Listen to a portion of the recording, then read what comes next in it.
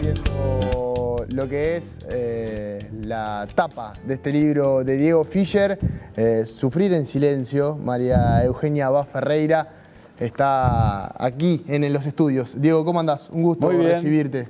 Un placer estar acá. La verdad que sí, otra vez por aquí, por el living. Ya has venido. Ya soy habitué. Pero la verdad que disfrutamos mucho porque disfrutamos mucho tus libros también. Muchas gracias. Que la verdad he tenido la oportunidad de leer gran parte de este libro. No he podido completarlo, te lo confieso públicamente. Pero la verdad que es muy entretenido, es muy atrapante, porque la historia también de María Eugenia es muy atrapante en cierto sentido. Por todo, por la coyuntura de ese momento, de ese contexto, por su vida, por cómo era ella, por también las otras dos mujeres con las que está en un marco de, no sé cómo decirlo, poetas, poetisas. Sí, poetisas. A mí me gusta decirle poetisas porque Poetisas.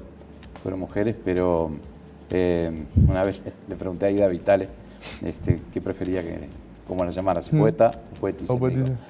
Me gusta más poeta porque poetisa se corre el riesgo de que lo digan con Z. con el humor que la caracteriza. Sí.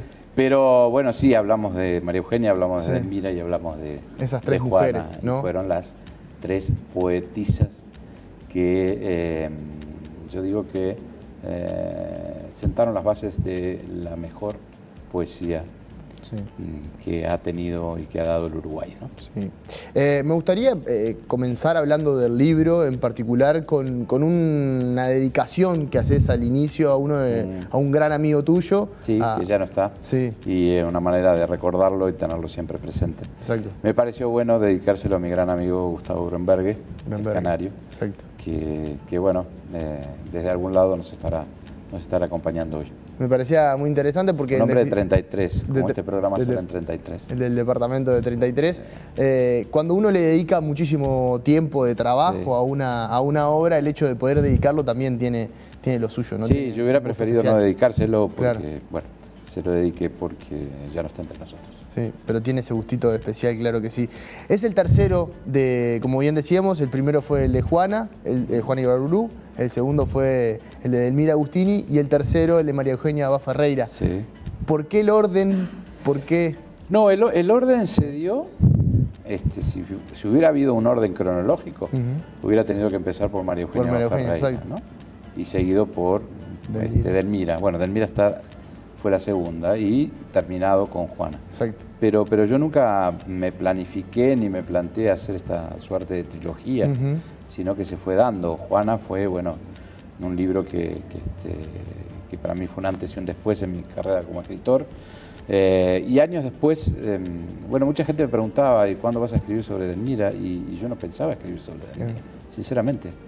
Y 5 años más tarde, bueno, se dio la oportunidad porque, bueno, recibí una información que me llevó a pensar que había todavía algo que terreno, decir, ¿no? Claro, había terreno para investigar y había margen para dar y arrojar otra mirada.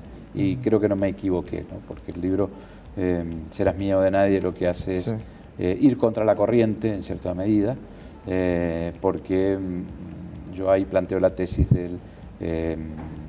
no del crimen, del asesinato, sino de Romeo y Julieta en la calle Andes 1206 en 1914, ¿no?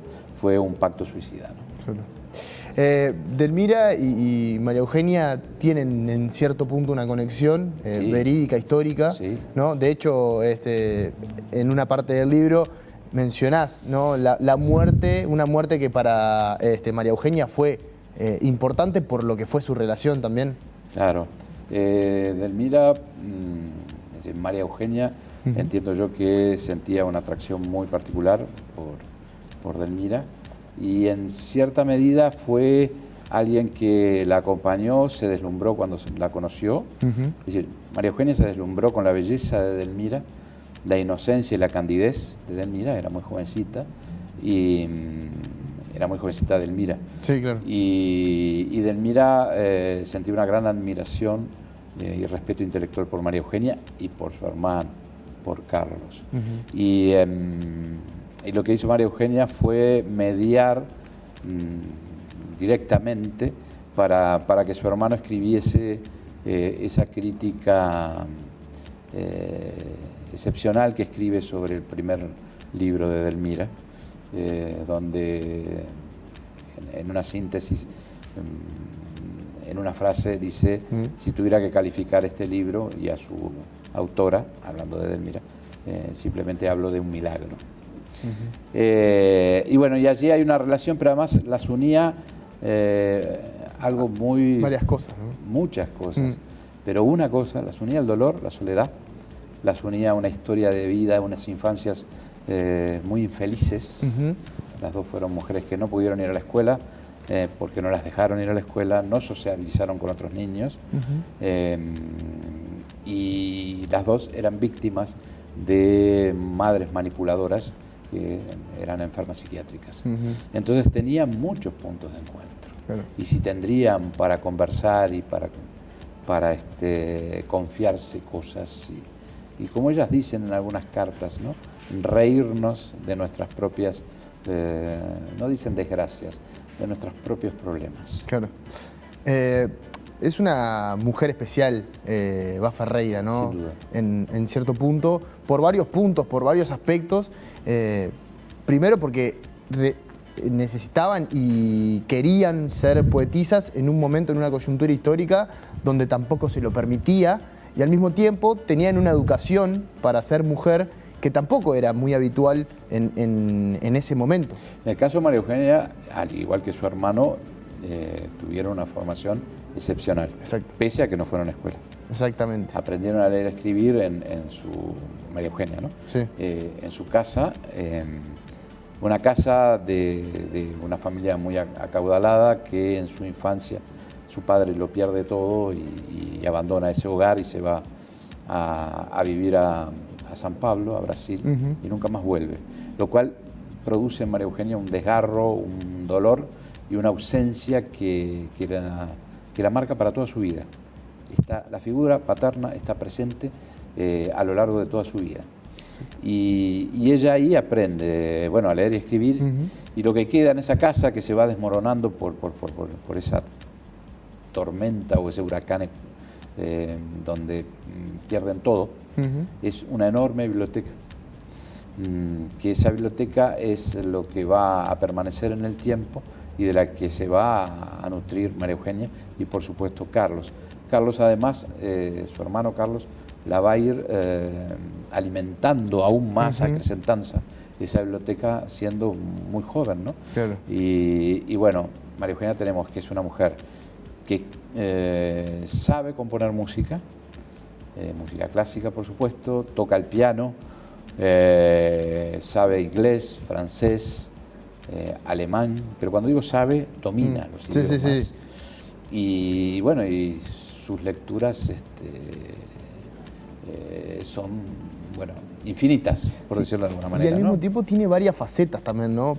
María Eugenia, porque por un lado uno lo conoce como poetisa, pero también era profesora. Y dentro de la profesión que realizaba, era muy querida por sus alumnas, sí, entre otras cosas, porque era una mujer carismática, de lo común. Claro, de lo común. Era una mujer extravagante, era una mujer nada agraciada desde el punto de vista físico, no era una mujer bonita, no era una mujer que tuviera buen gusto para vestirse, y con el tiempo digamos, esa falta de coquetería fue derivando en un abandono físico muy notorio, pero en determinado momento de su vida, ya siendo una mujer madura, primero cuando se crea la Universidad de las Mujeres, la Universidad de las Mujeres de Montevideo, que no era otra cosa que un instituto donde podían las mujeres estudiar, cursar estudios secundarios y preuniversitarios. No es una universidad, una facultad como lo conocemos hoy en día. Ella es designada para ser secretaria. Administración, y dura un par de meses. Exacto. Ya su mente estaba sufriendo algunos trastornos psiquiátricos que se fueron agudizando. sumado eso al alcohol, al consumo, al alcoholismo, pero en determinado momento le asignan la cátedra de literatura. Sí. Y parece que es algo descomunal en el ejercicio de esa cátedra como docente. Se reía y no le daba importancia y no cumplía con el programa que le ordenaban dar. Sí, como sucede hoy, por ejemplo, que te dan un programa que uno tiene que cumplir. Bueno, María Eugenia iba por donde quería, y eso también generaba, en cierto punto, el agrado de sus alumnas, ¿no? Sí, fascinación. Que se lo reconocen, claro. De sus alumnos. Entre sus alumnos estuvo Esther de Cáceres, por ejemplo, ¿no? Claro. Otra poeta escritora. Y bueno, tenía un carisma y un magnetismo, el mismo carisma y magnetismo con el cual seducía en los salones cuando frecuentaba los salones de aquel Montevideo del 900. Sí. No nos olvidemos que es una figura del 900. Exacto. Es una figura del 900 que no diferente, claro, de esa generación de notables que dio el Uruguay y que hasta el día de hoy no se ha repetido, ¿no? Sí, y que tampoco se puede explicar mucho, ¿no? Como en un periodo tan corto hay tantas personas con tanto talento y reconocimiento también a nivel mundial, ¿no? Claro, porque estamos hablando de la generación de José Enrique Rodó, de Horacio Quiroga, de Florencio Sánchez, de Carlos Reiles, eso en literatura, de Carlos Baferreira, claro. Pero también estamos hablando de la generación de Pedro Blanes Viale, de Carlos de Santiago, de Ernesto Laroche, es decir, de artistas en la plástica, de músicos como Fabini. Es una generación increíble que también sembró y plantó, diría, las bases de la mejor cultura que tuvo el Uruguay, ¿no?